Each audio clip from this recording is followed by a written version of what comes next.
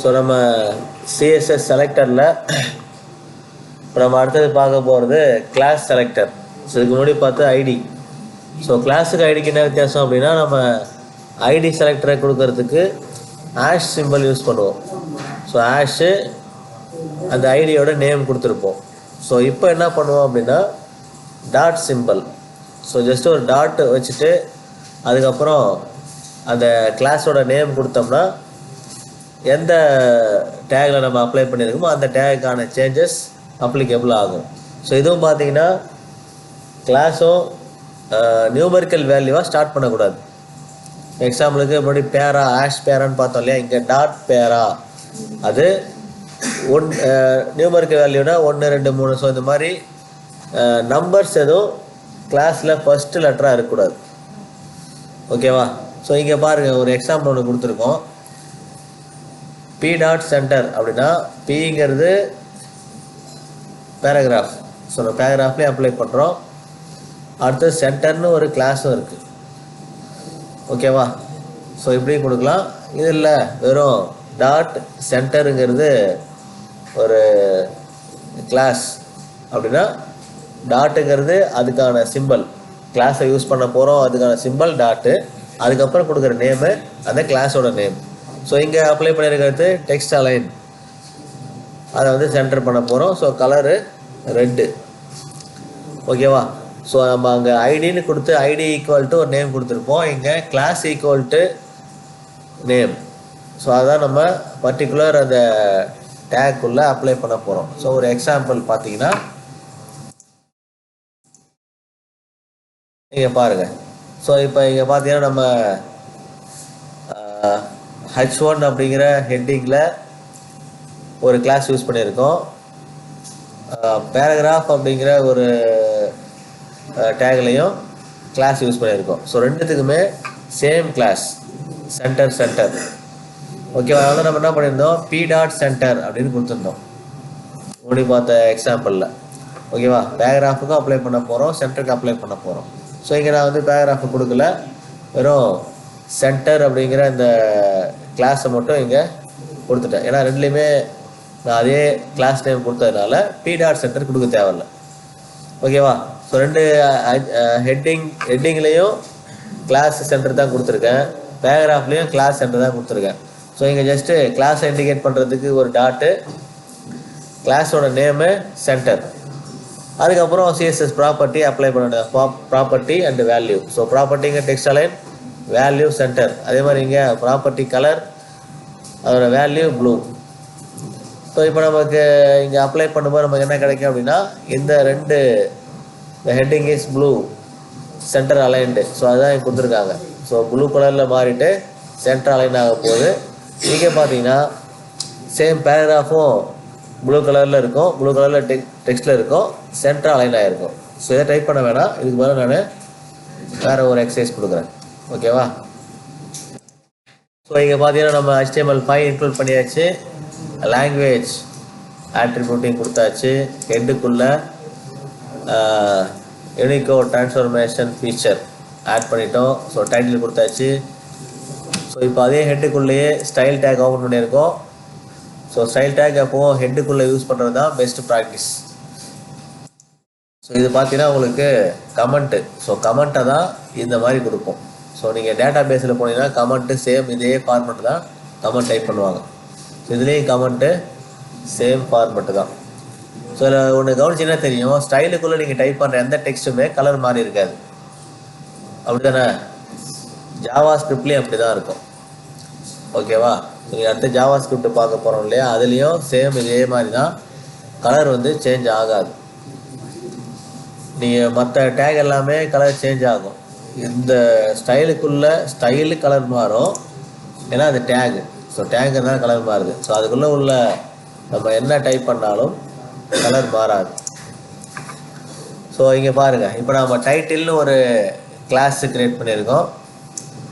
So ஏன்னா dot வச்சதுனால அது கிளாஸ். அந்த டைட்டில் கிளாஸுக்குள்ளே colour dark green, text align centre கொடுத்துருக்கோம்.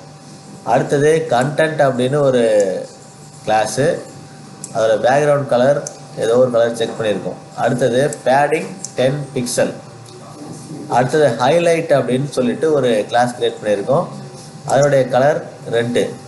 ஸோ அதனுடைய ஃபாண்ட் வெயிட் வந்து போல்டு. ஸோ போல்டு, இட்டாலிக்கு, அண்டர்லைன்டு இது எல்லாமே அந்த ஃபாண்ட் வெயிட்டில் தான் வரும். ஸோ நீங்கள் ஸ்ட்ராங்கு, எம்பாசிஸ்ட், ஸோ அந்த டெக்ஸ்ட் ப்ராப்பர்ட்டிஸ் எல்லாத்தையுமே நீங்கள் அப்ளை பண்ணிக்கலாம் உங்களுக்கு தேவைப்படும் போது. ஸோ இப்போது ஃபஸ்ட்டு டைட்டில்னு ஒரு கிளாஸ் எங்கே க்ரியேட் பண்ணியிருக்கோம் அப்படின்னு பார்த்தோம்னா, இங்கே ஒரு பாடிக்குள்ளே ஸோ ஹெட்டை க்ளோஸ் பண்ணியாச்சு, டைட்டிலிங் ஸ்டைலிங் க்ளோஸ் பண்ணிவிட்டு, ஹெட்டிங் க்ளோஸ் பண்ணிவிட்டு பாடி ஓப்பன் பண்ணியிருக்கோம். ஸோ பாடியில் ஒரு ஹெட்டிங், ஸோ ஹெட்டிங்கோட கிளாஸாக இங்கே டைட்டில்னு கொடுத்துருக்கோம். ஓகேவா? ஏன்னா இதுதான் நம்ம வெப்சைட்டோட டைட்டிலாக இருக்க போகுது. அதனால் இங்கே கிளாஸோட நேமும் டைட்டில்னு நம்ம கொடுத்துருக்கோம். அடுத்தது டிவிஷன் கிளாஸுக்குள்ளே கிளாஸு கண்டென்ட்டு. ஸோ ஏன் அப்படின்னா இந்த டிவிஷனுக்குள்ளே இருக்கிற ஹெட்டிங், பேராகிராஃப், ஸோ இது எல்லாத்துக்குமே இப்போ நம்ம அப்ளை பண்ண போகிற இந்த கிளாஸ் கண்டென்ட் அப்படிங்கிற இந்த சேஞ்சஸ் அப்ளிகபிள் ஆகும். என்ன கொடுத்துருக்கோம்? Background colour, padding. ஸோ ஏன் அப்படின்னா பாடிக்குள்ளே இருக்கிற மொத்த கண்டென்ட்டுமே உங்களுக்கு பேக்ரவுண்ட் சேஞ்ச் பண்ணணும் அப்படிங்கிறதுனால இங்கே கண்டென்ட் அப்படிங்கிற இந்த கிளாஸில் பேக்ரவுண்ட் கலரும் பேடிங்கும் கொடுத்தாச்சு. ஸோ இப்போ அடுத்தது இந்த இதுக்குள்ளேயே வந்து ஒரு இன்லைன் டேகை யூஸ் பண்ணியிருக்கோம். ஸோ இன்லைன் டேக்னா ஸ்பேன் டேக் தான் inline take. So div take பார்த்தீங்கன்னா பிளாக் லெவல் ப்ராப்பர்ட்டி பண்ணும். ஸோ இது இன்லைன். ஸோ ஒரு லைனுக்குள்ளே ஏதாவது சேஞ்சஸ் பண்ணணும் அப்படின்னா அதுக்கு தான் ஸ்பேன் டேக். ஸோ இங்கே ஸ்பேன் டேக் கொடுத்துருக்கோம். அதுக்குள்ளே என்ன பண்ணியிருக்கோம்னாக்கா கிளாஸ் ஹைலைட். ஸோ ஹைலைட்டில் நம்ம என்ன பண்ண போகிறோம்? இப்போ இந்த ஸ்பேன் டேக்குள்ளே கொடுத்துருக்குற இந்த டெக்னாலஜி லேர்னிங் பிளாட்ஃபார்ம் அப்படிங்கிறதுக்கு மட்டும் ஹைலைட் பண்ணணும். ஸோ என்ன பண்ண போகிறோம்? ரெட்டில் ஹைலைட் பண்ண போகிறோம். ஃபாண்ட் வெயிட்டு போல்டில் இருக்கணும். ஸோ இதுதான் நம்ம அப்ளை பண்ணியிருக்கிற ப்ராப்பர்ட்டி. ஸோ அதுக்கு அடுத்தது இன்னொரு கண்டென்ட்டு. ஸோ ஆல்ரெடி நம்ம கண்டென்ட்டு இங்கே டிவிஷன் கிளாஸுக்குள்ளே இருக்கிற அபவுட் அஸ், அதுக்கப்புறம் இந்த பேராகிராஃப்குள்ளே இருக்கிற கண்டென்ட் எல்லாத்துக்குமே கண்டென்ட் அப்படிங்கிற இந்த சேஞ்சஸ் அப்ளை பண்ணியிருக்கோம், பேக்ரவுண்ட் கலர் அண்ட் பேடிங். அதே மாதிரி இங்கேயும் அதாவது பேராகிராஃப் செக்ஷனுக்குள்ளேயும் அதே சேம் கண்டென்ட் கிளாஸை க்ரியேட் பண்ணியிருக்கோம்.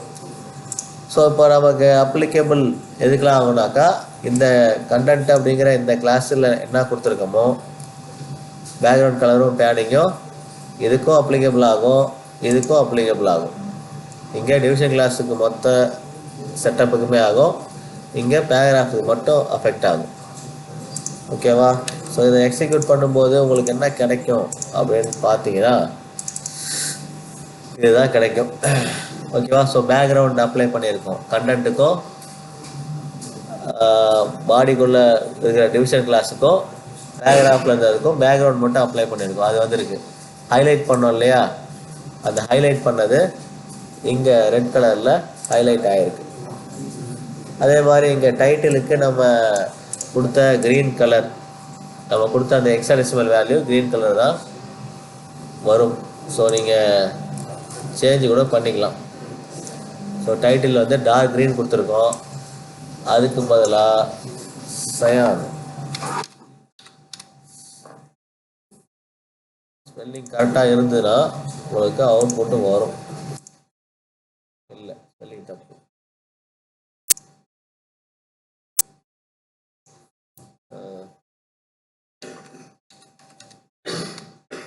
Solid blue.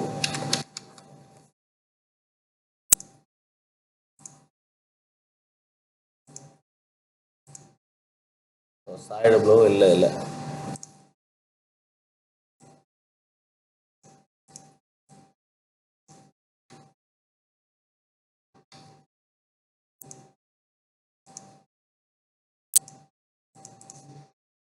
Solid red இல்லை.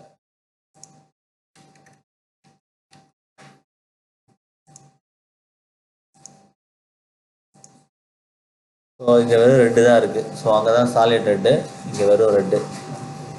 ஸோ இதை டைப் பண்ணி அவுட்புட்டை பாருங்கள்.